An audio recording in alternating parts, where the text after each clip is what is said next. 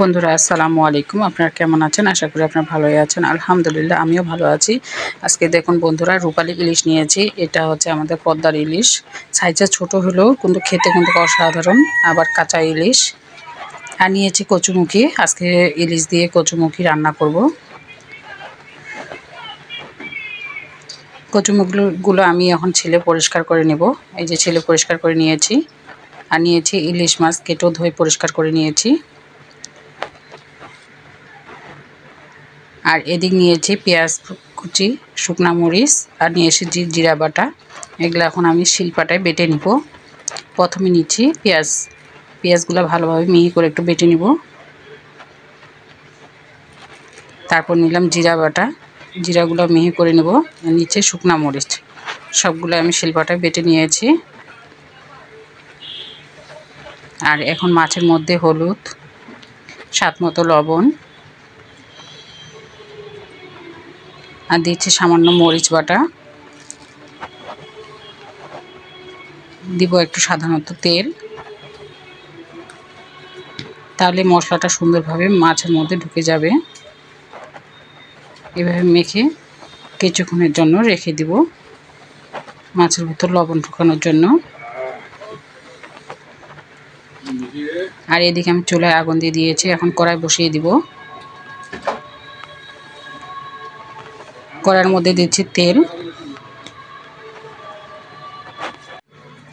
দেওয়ার পরে এখন দিচ্ছি কচুমুখী। কচুর মধ্যে দিচ্ছি লবণ আর সামান্য হলুদ গুঁড়া দিয়ে ভালোভাবে একটু ভেজে নেব।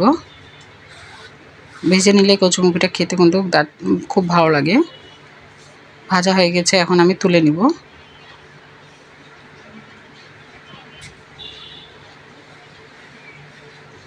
এখন আমি তুলে নিচ্ছি।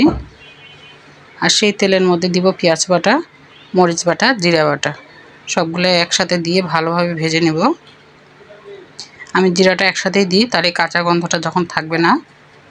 আর দিচ্ছি পরিমাণ মতো হলুদ, আর দিচ্ছি স্বাদ মতো লবণ দিয়ে ভালোভাবে একটু ভেজে নেব। মশলাটা কিন্তু ভালোভাবে ভেজে নিতে হবে, যে মশলা থেকে একবারে তেল বের হয়ে এসেছে।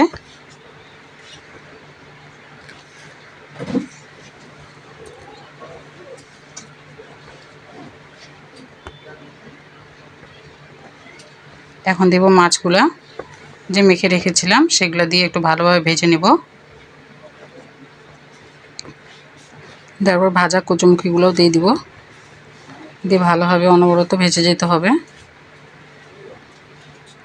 ভাজা হয়ে গেছে, এখন ঝোলের পানি দিয়ে দিব।